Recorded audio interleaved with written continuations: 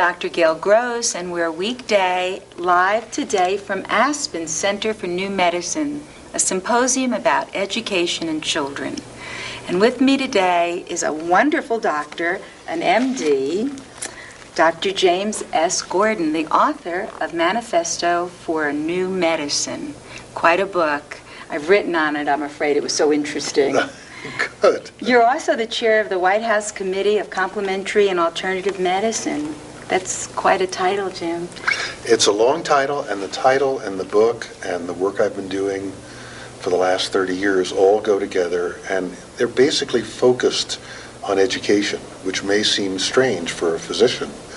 But what's become increasingly clear to me is that most of the problems that most of us have in this country relate to chronic illness, chronic behavior problems, and that the answers don't lie in quick fixes and magic bullets.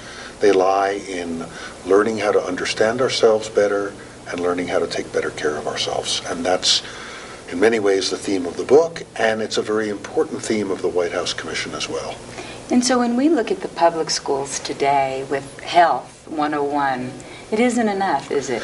Well, most health courses are basically knots, not K-N-O-T, but N-O-T. And do not do this, do not do that, do not do the other thing. And I'm afraid that most of what kids hear is the other things. They don't hear the knots. And it's very hard to just focus on negatives. There's nothing exciting about it. It's sort of unpleasant. What has to happen in schools is kids need to learn and really want to learn how to better take care of themselves, how to enjoy their bodies, not how to not abuse their bodies, but how can you have a good time with your body? How can you celebrate your body in sports or just enjoying walking down the street? How can you enjoy food? How can you enjoy what you put in your mouth instead of being warned against not putting this in your mouth and not putting that in your mouth? How can you learn how to take care of yourself in stressful situations? So a very important part of what we're advocating at the White House Commission is a whole curriculum in nutrition and exercise and self-care and dealing with stress and self-expression. One of the terrible things in our public schools is that when budgets get cut, what gets cut first? Well, the arts get cut, physical education gets cut, courses that seem sort of peripheral, like health, get cut, and nobody really pays very much attention to nutrition at all, and mostly the kids get fed terrible food in most of the schools, with vending machines and a whole variety of kind of fast food and sugary food. So we're saying we've got to turn this around. And we talked earlier about bullying, and now they're putting new curriculums in school to create models for conflict resolution. And just for a moment, we talked about biology and that really boys are different, girls are different. How do you see this curriculum meeting the needs of both sexes and educating them about their biology so that they can have conflict resolution? Well, one of the interesting things for me, I've worked in Kosovo and Macedonia and Bosnia, and I've worked with groups that are killing each other. And I've worked with them together, with representatives of the groups together. And we don't try to resolve the conflict. We try to help people understand themselves, explore themselves, and express themselves. And what they begin to recognize is commonalities among themselves, and they begin little by little to respect themselves and respect each other. And I think, I'm not saying conflict resolution is bad. I'm also saying that's not the only way to go, is that if you feel better about yourself, if you're enjoying yourself more, you're a lot less likely to bully somebody else. You don't need to do that. There's no percentage in it. It's so interesting because the Dalai Lama says we all have two eyes, we all have a nose, we all have a mouth. If we could meet at the place of commonality where we are so much alike, that's right. We all want to be happy. That's right. And these children really need to find that sense of community. I think that's true, and I think that one of the things that schools don't do very well is to give kids an opportunity to really enjoy themselves and enjoy themselves with one another. That it's so something a bit unnatural about sitting in a chair all those hours during the day.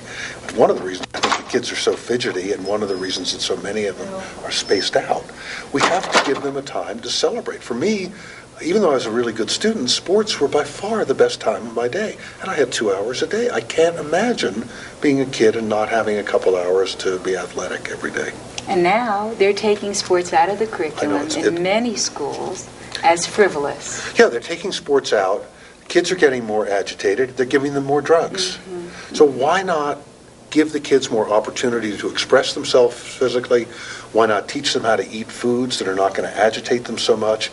And why not help them deal with their own stress? Instead of treating the symptoms, let's look at the cause. And education is supposed to do that. I love that. What do you think about the introduction of yoga into the curriculum of public schools? I think it's fabulous. We've been teaching, I've been working with kids in schools with yoga for 15 years in Washington, D.C., in the public schools as well as in the private schools. The kids love it. Yoga, martial arts, they're wonderful opportunities to get a sense of control of your body, respect for your body, relaxation in your body, a sense of well-being. They're great things to teach, and I would want to bring them more and more into the curriculum. And would you create workshops for parents and kids so that there's, in a sense, using an old model, group therapy or counseling that both parent and child participate in? I think it's very interesting to have to work with both parents and kids, and also to work with teachers and kids. Mm-hmm. If you can't work with the parents and with the teachers, it's going to be very hard to get to the kids. And I think one of the places we make a very big mistake is we may try to do a model program for the kids, and we ignore the teachers, we ignore the parents, and so even if the kids get some benefit, they come back into an atmosphere that's unchanged, that may indeed promote all the things we were trying to rectify in some way. So I think you have to work with the parents, and you have to work with the teachers. You know, I think one of the real lessons of Columbine was that we dropped the ball. These children were doing everything but dial 911. You know, they told everyone they were in distress and having problems. But we then, as we often do in our culture, when something intense happens, we then let it go. And really now we have to find a way to bridge the school and the parent together to make these changes. I agree completely, and we have to pay attention. I mean, that's what, as you were first speaking, that's the lesson I heard. I know I used to work a lot with runaway and homeless kids, and the kids would escalate in the signs that they would leave around the house. First, the kid would leave some cigarette papers around, then might leave some marijuana around, then the kid would finally be leaving needles around, indicating that they were using heroin, just to get the parents' attention. And somehow we have to learn to pay attention. We have to learn how our children are trying to communicate to us and pay attention to those communications. And really listen. Listen to communicate. Listen and look and be available. Yes. But deeply listen. Not just listen and say, oh yeah, sure, do this, do that, do the other thing, but really hear what that child is trying to tell us. Mm-hmm. You know, that's such an interesting part of communicating is listening. And one problem parents would say they had today, and I wonder how you would deal with that problem, is time. The time to listen, the time to be there. One thing that strikes me from this symposium is that we're really talking about parents being more involved with their children, not filling them up with activities. I think it's crucial. I think the numbers of classes that middle class, upper middle class kids go to, it's this class on that day and that class on the other day, and the parents are rushing around with the kids in cars. I think it's totally insane, to tell you the truth. Right. I think one or two things is plenty for any human being. And I think that we have to really try to remember why we decided to have kids in the first place. Right. They're not there so they can become accomplished at X, Y, and Z. They're there just to be human beings and to grow up and to be part of a culture. And what happens too often, I think this is what you're referring to, is that the culture that we wanted to bring them into, the culture of the family and the community, we then forget about. And we say, well, that's not what's important. What's important is the ballet and the modern dance and the flute lessons and the acting lesson. And it's madness. We stress our children for success, I think, is what you're saying, the way we stress ourselves. That's right. I've spent a lot of time in traditional societies in Eastern Europe and in Africa and some in the Caribbean and Latin America. And the kids are so much more integrated into the community and into the world. They have so much more of a sense of place, so much more time with their families. And certainly there are plenty of problems, economic problems, but the kids know who they are. They feel comfortable, they feel wanted. If they're having problems with their parents, I remember one guy in South Africa, he said, man, no matter how bad I was and I'm not getting along with my parents, there was always an auntie here or an uncle there. I could go and I could be with them. I always knew I was loved. Yes. And I think our kids often don't have that.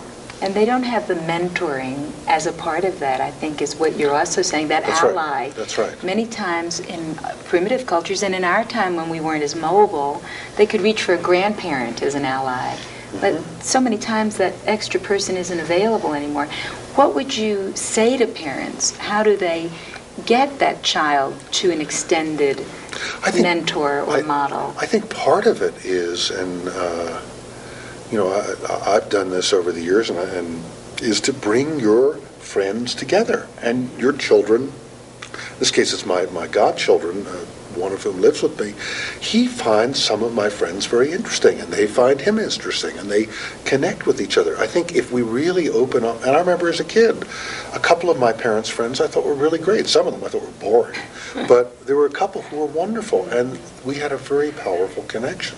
So it's really a matter of sharing your world instead of entertainment is going out and doing something and leaving the kid home with somebody else.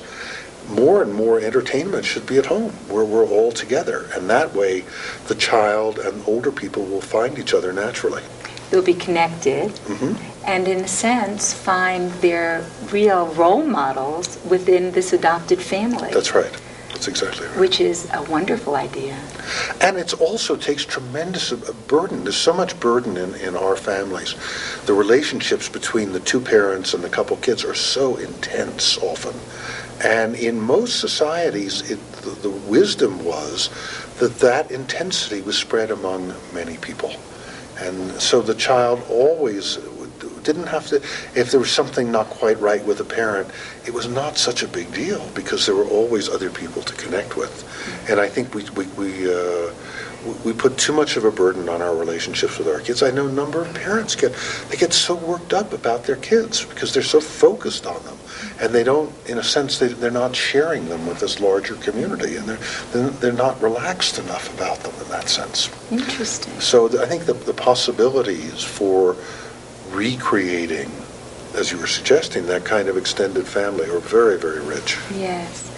And would you say, just to return to one point, that stress in our culture has really developed into almost a subculture, that everyone is having to achieve everything all the time, and children don't have the coping skills that we do as adults to deal with that? Are you finding that children are more stressed? I would say adults don't have very good coping skills. Oh, interesting. That's where, and if the more relaxed the adults are, the more relaxed the kids are going to be. Right. Kids, especially when they're very young, before they start building up all their defenses, they're exquisitely sensitive to everything that's going on with us. So if we want to reduce our kids' stress, we need to first work on ourselves and work on our own stress. Second of all, we need to stop putting all these bizarre expectations on kids. Mm-hmm. The parents who are thinking about, well, where's the kid going to go to elementary school, and how am I going to get him in here, and how am I going to get him in there? I mean, it's really quite unnecessary, and the kids feel it, and they feel that pressure. I also think that there are things that kids and adults, and this comes back to what we were talking about before, can do together to relieve stress. I was working with one father who actually was sometimes smacking his kid around, and the father was angry, and the son was also angry. So I got them, this is my role as a therapist, I got them pounding pillows together and yelling and screaming, and they were pretty strong guys, and they would do this for 10 or 15 minutes, and then they'd be relaxed, and they kind of crack up and enjoy each other. But even without sort of that kind of therapeutic intervention, simply doing yoga together, doing breathing exercises together, going for a walk together, dealing with stress together, and understanding that it's a common problem is extremely helpful. When we were working in Kosovo during the war, this would happen naturally in families. We would teach the parents, who might be teachers or doctors or nurses, a certain stress reduction technique, and immediately they would go home and start teaching it to the whole family. And the whole family would be doing deep breathing or doing yoga postures. So I think it's a very, very rich and helpful way to work with kids through working with the whole family. And in a sense, reconnecting to your children. Exactly. Creating that sense of community again, making them feel a part of something again. I love that idea. Yeah. I surely thank you for being with us. I have so much I'd love to talk to you about, which is going to give me an excuse to come back to you. But for right now, because I have just such a short amount of time, I'm going to recommend your book, which is Manifesto for New Medicine, and that's Dr. James S. Gordon, and he's terrific, and thank you for being with us today. Thank you. It's great to be here. Thank you. And I knew we were ready. Recording. I'm Dr. Gail Gross, and we're a weekday, and today, can we do that? And where do you want me to look? At me. Okay. Don't look at the camera. Okay. Look at me. I'm Dr. Gail Gross, and we're weekday live in Aspen, Colorado. And here we are at the Aspen Center for New Medicine Symposium, and with me is Lynda Guber. And Tara Lynda Guber is the founder of the Yoga Institute. Well, firstly, I'm an education advocate, and I believe that there is a crisis in education in America.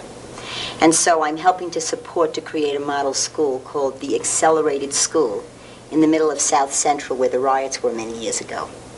And my gift is that I feel that yoga is an extraordinary tool. So today I am here at the symposium to share the benefits of the program that I have helped to put together and sponsor in the Accelerated School. And the Accelerated School, and we're very proud of this, was named by Time Magazine as the Elementary School of the Year. Fantastic. And what we found is that we're all talking about how do we give our children, our future, self-esteem, self-worth. How do we make them feel that they're of value? How do they see that they have their own choices in life? And we all know that it is impossible to give anybody anything. That wherever that is, that lies within inside of us. And so what is a tool to bring these children inside of them? And what we believe is that the tool of yoga brings you within yourself and makes you explore the potential of who you are. And you've used yoga as a curriculum in these public school systems. Yeah. In particular, the Accelerated Yeah. School. Well, my gift was helping to create this Accelerated School and serve the children and be on the board. In the Accelerated School, we have two wonderful co-directors, and Kevin Sweat and Jonathan Williams. And they're very progressive, they're very present. In fact, one of the beautiful things that they did this year was they realized that there was a lack of communication, clear communication, amongst the teachers and them and what was going on in the school. And so this summer they took a communications workshop to sharpen their tools of communication. Wonderful. And that's such a kind of a yoga thing to do in terms of the practice, because yoga is not just an exercise. Yoga is a way of life. And so what we're teaching these children in the practice of yoga is how to communicate to each other, how to open their hearts so that they understand what it's like to love and trust one another, how to stand firmly on the ground so they're rooted in their own points of view, how to understand that they can communicate and talk about who they are and their choices in life, that parents or people don't have to say nasty things to them and they have to take it, that abuse can be changed because once kids stick up for themselves and they don't come from fear, but they come from their own inner power, they begin to create a voice for them in the world. And we believe that that's what we're doing in the public school system. And the yoga is not just yoga. It's part of a wellness program. So that's mind, body, spirit. But the yoga is underneath PE. And so the physical education in most school systems have been taken out, along with art and extracurricular activities and the therapy. I mean, when I went to school, we had so many other workshops that we participated in. Right, part of the curriculum. Yeah, and the curriculum has just been whittled down. Mm-hmm. And so what we want to do is we want to create a new curriculum. Do you see that you're having any problem with getting people to understand the benefits of yoga for children? That's such a great question. No, we don't. It's such an instant thing that when we first brought it to the school system, we thought, wow, are they going to think that it's a religion or that it's something that they don't want their kids to do?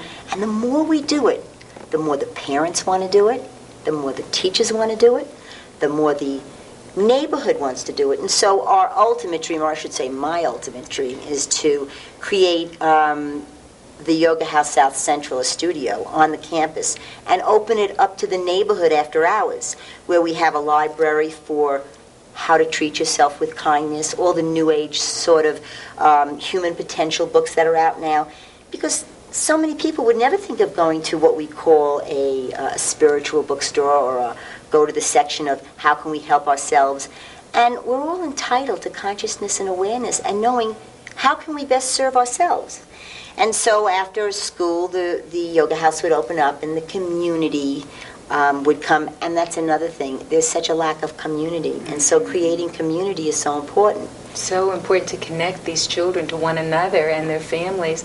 Are you finding that the communication between parent and child improves through yoga, and how does it actually work? How do you put it in the curriculum? Well, we did a piece for the Oprah show that was very telling and really impacted all of us. They followed a child in the yoga class at school home.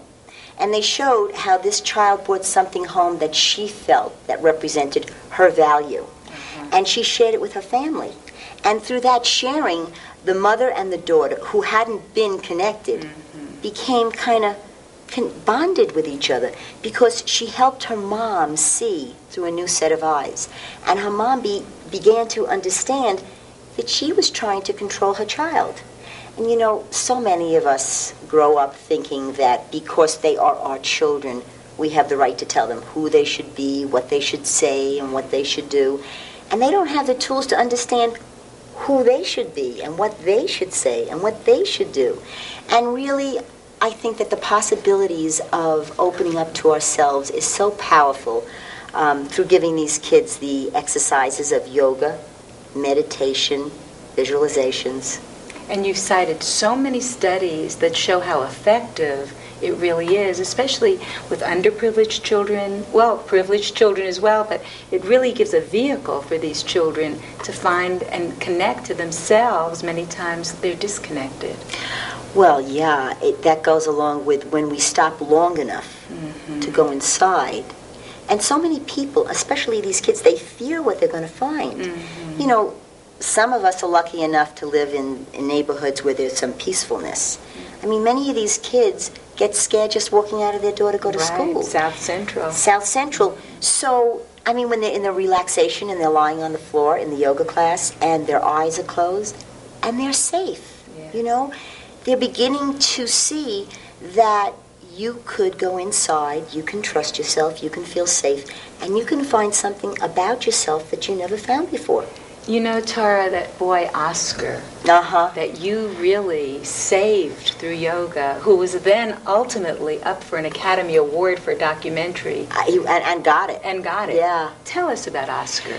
Oh, God, Oscar was so fantastic. You know, when you gave that symposium in Texas, and I brought Oscar. Oscar was the head of a gang in South Central. And then one day he woke up and he decided that there was another way to be. And we brought yoga into the school system.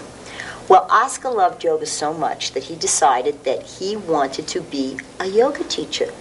Now, this was a little bit shocking to the family. You know, it's so funny. Families want you to change. They want you to be peaceful. And yet, He went to the point where he got it so much that they didn't even know who he was. But I supported Oscar in going to a yoga teacher training. And Oscar came back and decided to be a mentor for the children, and he taught the children yoga. And it was just so beautiful to see somebody own that part of them and to share it with their peers. Fantastic. Yeah, that was, and Oscar became the star of the symposium. He was the star of the symposium. And it really shows you in a very real sense, a practical sense, what yoga can do when it's put into a curriculum, and how a child can really be so skillful in many ways, but not know how to find that skill because they're distracted by trauma. And one little boy in your video today said he just loved going inside, inner work, and being still and really knowing who he was. I love that. You had a great word for it. Instead of time out, time in. Time in. You know, I'm so glad you brought that up. When we went to school, and before we even were going to school, I remember there were things called dunce hats. Right. And kids, I wore one once. Oh my God. In the corner. And I'm sure that impacted your life. I remember her to this day. And that brought a lot of shame and guilt. You know, you felt like you did something bad, you weren't a good child, and you wanted to just kind of shrink, and that shame and guilt started to lodge in our systems. Yes. As we all know today, whether we go to therapy or whether we have to face medications that are out there, we all have these wounds from the past. Of course. And sitting in the corner with a dunce cap on is not a very healthy thing to do to a child, no matter what they did. And in those days, they just had to speak out of turn, and they would get punished like that. So we thought we would try time in. So instead of reprimanding a child in front of the class and making him feel separate from, we go like this, like they do on the field, and we go, and he just sits in his seat, and he goes inside, and he takes responsibility for what he just did himself, rather than leaving the classroom and being punished and feeling shame and feeling a lack of pride. We feel that we can bring time into the classroom, and that works so much better in supporting the child to become more of who they are. It's so fantastic. Yeah. This is really a strategy to support the child, but it supports the family too. There was a mother in your video this morning, in your presentation, who spoke of what a challenge she thought it was going to be, but how it helped in so many ways. She didn't have to spend money for equipment, for football, and all of these things that teach children to really fight and be aggressive and injure each other. And here, you've taught them to be physical and to feel their physicality in an inner way. And you know, it's an interesting thing. It's not. We all understand as adults and as a lot of us who do yoga. All we have to do is stop. Doesn't cost any money to stop. No equipment. If you want, you could do it on the carpet. If you want, you can go and buy a yoga mat. But basically, we just have to stop. And we're living in a world that's so accelerated that just to stop has become a unique thing to do. So all we have to do is stop and go inside. And you know, it doesn't matter if you have $10, $10,000, or $10 million. It doesn't matter what color you are, what race you are, what country you come from. We all have the ability and the gift of moving inside of ourselves and becoming all of who we are. I mean, that's kind of like our birthright. And a lot of the studies show that when you do that and you're opened, that you're much more able to learn. Your cognitive development you spoke of today, the rise in cognitive development through yoga, the idea that everything is better because the stress is gone and you're just functioning at an optimal level. You know, stress is a misused word. I believe that stress causes disease. You know, when you're out of ease with yourself. And I had the experience recently of going away to a health retreat and really stopping. Now, I think that I stop. I certainly work more on stopping than a lot of other people out there. But I really stopped. And I began to see the parts of me that I really wanted to change. And so I began to see the real power of just stopping. just really taking time out for ourselves. When I grew up, that was called selfish, you know. Yes. And when we said anything great about ourselves, we were put down for it. So right now, I think it would be appropriate in this time, in this century, to get these kids to talk about how really great they are. Right. And the gifts that they have to bring to the world. And how do you know those gifts? And how do you know who you are or what you bring to the world unless you go inside to find that out? And again, I come back to Gail, you know, because we've been talking about this for many years. Exactly true. The gifts, I mean, you're an incredible meditator. And with meditation comes that aura of peace, you know, of standing in your presence and feeling who you are. This is not difficult. You know, meditation's not difficult. Visualizing a better world is not difficult. And doing the postures for yoga are not difficult. The commitment to what you want to do in life is something that we have to teach the children how to do, you know? Exactly. And we have, as parents, have to be what we want to see. And you've done such a wonderful job setting an example. I mean, you were such a pioneer in this. I only shudder at the thought of what people must have thought 30 years ago when you were thinking of yoga in the public schools as a curriculum and came up with Education First, which I want to tell our audience was, well, you tell our audience Well, about I just want to say Education something about being a pioneer. You know, there's the good news and then there's the They're news. the ones with the arrows in their back. Let me say that. I remember my daughter saying to me, Ma, she was 7 years old then, and now she's 29. She said, Ma, can you be a regular mom? Can you just come to the classroom and do something other than yoga? And you know, to all those parents out there whose children say to them, could you do this? And they want us to be who they want us to be, you know? And that's a lesson to stand in your own truth, because now my girls say to me, Ma, you knew it before anybody else. In fact, the funniest thing is when she was 7 years old and she saw the word yoga, she said, look, Mom, you started something. And I said, I don't think so. It's thousands of years old. And isn't it interesting that something thousands of years old has only caught up with its time in a global way right now? I always say we have to reach back for our future. I mean, we really have all of these things right inside of us. But what a difference that it makes in the way children do their work, the way they relate with one another. And you showed so many statistics today that were shocking, really, that they think better, they do better, they play better, they are better. They really have the capacity to enter every arena with the whole child. You know, anybody who doubts the impact of it, all I want to do is say to them, let's just sit down for 2 minutes. Let's just stop ourselves. How does it impact us? And what we forget is kids are people too. Right, you know? And it raises concentration, certainly. Oh, it helps you focus, it helps you slow down, it helps you concentrate, it helps you become clear in mind. You know, it gets you to be in the moment. And in that moment, if we could all be in the moment that we talk about, we would all be like that. Before we end, I want you to tell us about Education First, because I wore your Education First hat to the high, high mountains of Tibet. You must have had something to do with this happening then. No, but I was so well, we all have about something to do with all this happening.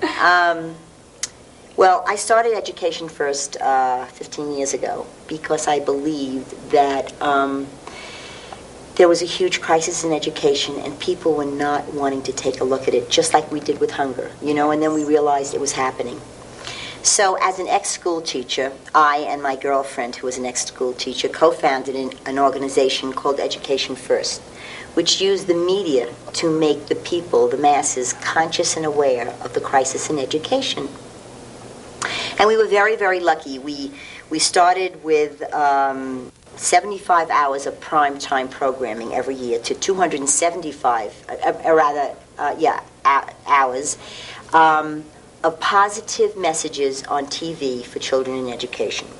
So whether it was a parent reading to their children at night, or a mother sitting down to do their son's homework, or taking time out for your child, we started to show people through the media the positive ways that they could come together with their children.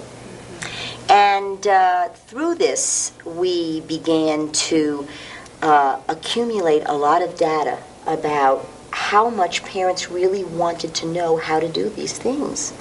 And so we went into the school systems, and we brought teachers to teach the kids to show that there were new ways. We did a 2-hour CBS special on the inner city kids. We had principals for a day and had a lot of people come into the school system and be a principal for the day so that they could experience what is it like to be in the school system. We did a lot of, and sponsored, because I'm in the entertainment business, Yes. we got every studio and every network and every agency. Amazing. Yeah, it was so beautiful. What a job. How did you ever have the energy and the insight and the real courage to step out into that arena and do something so big? Well, I think first of all, what really helps are the connections and the knowing of people who are in that world, and I was blessed in being in that world at that time. And I noticed that people wanted to be of service, and that we all began to see the crisis in education and what was happening to our future.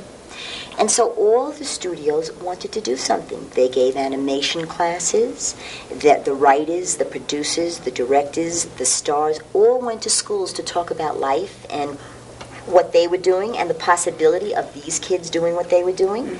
They explained to them what it meant to do what they did in life. Yes. And we created mentorship programs, and I just feel that, and more now than ever, service is kind of a thing that more people want to do. And we just inspired them to do what they really wanted to do, you know? I have to think tell so. you that for you, what you did was amazing. Your parents did a great job with you because you have changed the world, and one step at a time. Yeah, well, I think it takes us all to change the world to the way we want it to be now. And just being a part of that is, I think, all that we can all ask for. So to end on your philosophy of life, which is in a simple phrase, what you said about your spirituality and your family. Well, the first thing in life is my priority. Priority is to have fun. Okay. I always told my kids that when they went out. I said, when you come home, I want to hear what kind of a time you had and how much fun you had.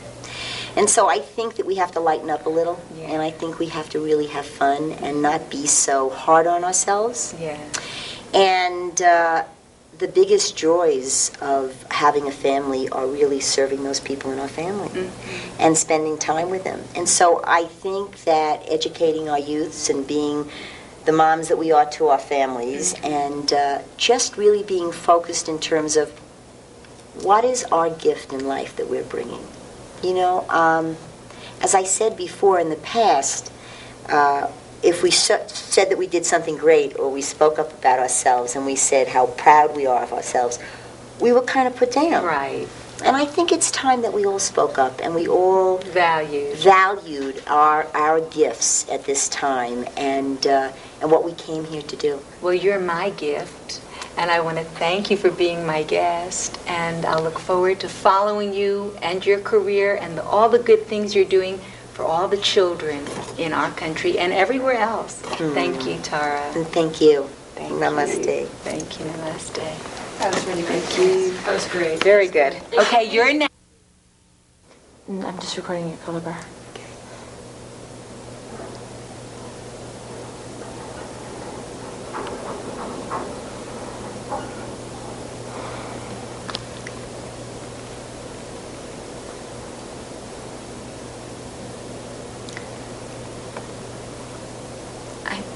I have a minor lisp, and every once in a while with these teeth, it comes out, and I didn't say your last name right before, so that's another reason I wanted to throw in a little bad stuff going on. Ready? Recording.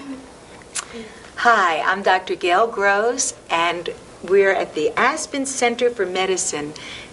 I'm gonna start that again. I didn't mean to say hi. I'm on my radio show in my mind. Can we go for it again? Yep. Okay. I'm Dr. Gail Gross, and welcome to Weekday. Here we are at the Aspen Center for New Medicine, and they're doing a symposium for children. 10 times 10, 100 ways to help our children. And here's one of the chairs of the symposium. I'm sorry. We're recording. Can you do it? Yep. I'm Dr. Gail Gross. Welcome to Weekday. Here we are at the Aspen Center for New Medicine, and they're presenting this weekend in Aspen, Colorado, 100 ways to help our children. And one of the chairmen is with me here today, Mrs. Betsy Fifield. Welcome, Betsy. Hi, Gail. Tell us about what you've created here. Well, today is the first day of a symposium presented by the Aspen Center for New Medicine called 10 by 10, 100 Ways to Help Our Children. And it's the first time, I think, in America that a symposium has solely been devoted to children's issues, and we're very, very excited about it. And we've had a big response from teachers and coaches and parents and principals and all sorts of health professionals who have all been here today attending topics by leading experts. Who are some of the speakers here today? And actually tomorrow also, and the night before? Yes, it's been going on for the whole weekend. Yeah, the whole weekend. Yeah, we have 10 speakers who have come in from all over the country, and what we're focusing on today are the subjects of we have everything from ADD, ADHD. We'll be talking about depression. We have Dr. Gordon here, who's talking about childhood loss, or things that, everything from laws regarding animal laws, parent loss, divorce loss, and how children can cope with that. We're also talking about the environment and its big impact on kids. That's been a huge topic here. We have had a wonderful speaker by the name of Dr. Doris Rapp, who's written a number of videos and books, and she's speaking about why is your child sick. And it's been so fascinating to learn how much the environment is impacting things we hear about every day in terms of allergies, in terms of ADD, in terms of all these topics that are in the newspapers every day that we read and hear. And she's a medical doctor who has really spent a huge part of her career investigating these issues. I think she's the biggest youth advocate at the moment. Fantastic. Yeah, and she was wonderful today. And some other speakers that you have that spoke on bullying, for example. We had a wonderful speaker come in. Her name is Sue Ellen Freed, and she has a book about bullying. And she did workshops yesterday at the schools to the 6th graders. And, that's also part of our ideal for the Aspen Center of New Medicine, is to build a community of people who can support the kids. So part of the idea of the symposium was really to draw on the adults at the symposium today, and to also introduce the same topics, including eating disorders and bullying, to the schools yesterday via the school assemblies. Somebody said yesterday was so moving that you had children with eating disorders and parents not recognizing that their children even had these problems, and children not eating till 4 in the afternoon and having all kinds of problems in school as a result of it. Tell us a little about that. Well, what happened at the school assembly yesterday is first of all, Sue Ellen Freed on the subject of bullying is a dynamic speaker, and she really was able to make the kids feel comfortable. I was surprised at how open the kids were about talking about bullying. This wasn't a typical lecture that she gave to kids. This was a participation on part of the kids, and what happened was an exchange of dialogue to the point where at the very end of the lecture and participation exchange, she actually asked the kids if there was anybody that they would like to apologize to who was there. And in a public forum, all these hands went up. Oh, my. And it was really incredible that in front of everyone, in front of their peers, there were kids who were apologizing to each other, and it was very, very moving. And also at the end of it, there was one youth whose name was Jimmy, I believe. And he went up to Sue Ellen Freed at the end of it, and he started to cry. Oh. And he said, I have so many personal problems at home right now, and after hearing all of this today, I just feel so terrible for all the bullying I've been doing at school, and I don't know how to talk to my classmates about it. Amazing. And she really guided him through kind of how to resolve that. And I just think it was educational for me. I'm a mom and a volunteer. I have an 8-year-old.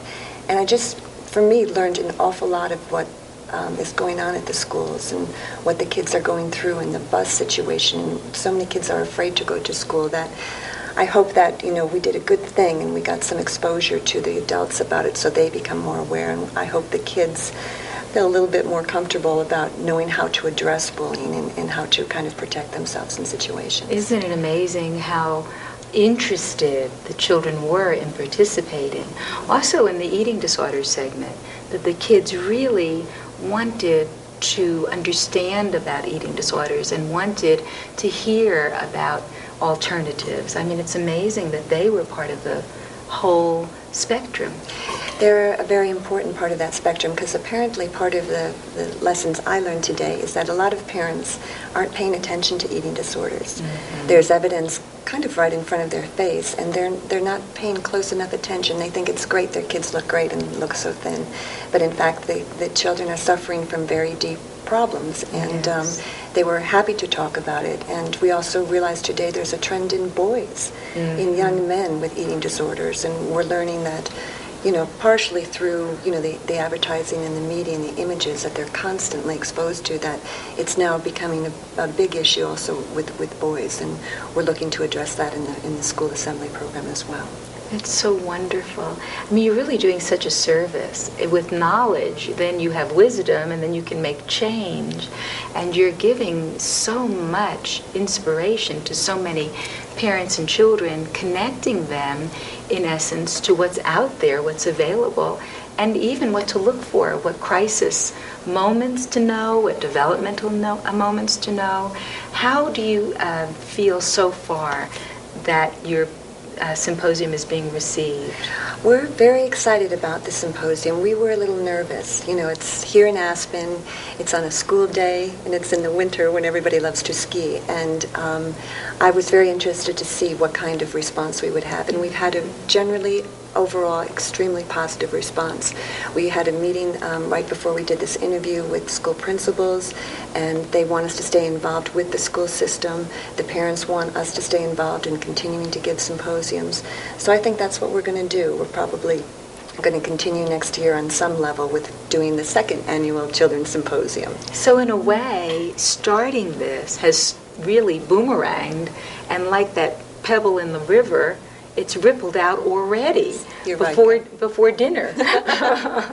So you've changed lives before dinner and community services, really. Yes. I mean, at first we just wanted to bring awareness of certain issues, mm-hmm. but we realize now that, the change of behavior is going to be necessary, and to do that, we're just going to have to continue to do ongoing programs and involve the community of people, of teachers, schools, in a concentrated effort to bring about change. It's so wonderful that you have so many educators here, and they have been very vocal. I listened to them at the breakout session, and they contributed quite a bit. Did you learn from listening to them?